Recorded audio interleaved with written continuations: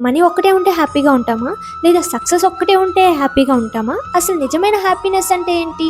Hare Krishna. Bhagavad Gita secret number 5. Bhagavad Gita 5వ అధ్యాయం 22వ శ్లోకంలో శ్రీకృష్ణుడు చెప్తారు, బాహ్య ఆనందాలన్నీ కూడా తాత్కాలికం, అవి లాస్ట్కి దుఃఖానికే దారి తీస్తాయి అని.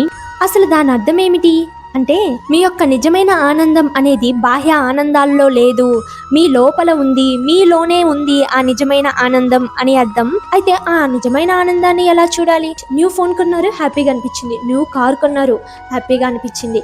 బట్ అది కంటిన్యూస్గా అలాగే ఉంటుందా? లేదు కదా. కొన్ని రోజులకి న్యూ ఫోన్ అనేది కూడా పాతబడిపోతుంది, కార్ అనేది కూడా షెడ్కి వెళ్ళిపోతుంది. బట్ హ్యాపీనెస్ అనేది అలాగే ఉంటుందా? హ్యాపీనెస్ కూడా తగ్గిపోతుంది. ఇక్కడ కాస్ట్లీ వస్తువుల్లో కూడా మన హ్యాపీనెస్ని వెతుక్కోలేకపోతున్నాం అని అర్థం. అందుకే శ్రీకృష్ణుడు చెప్తాడు, హ్యాపీనెస్ అనేది ఇతర వస్తువుల్లో కాదు, నీ మనసులో వెతుకు, ఖచ్చితంగా దొరుకుతుంది అని చెప్తారు.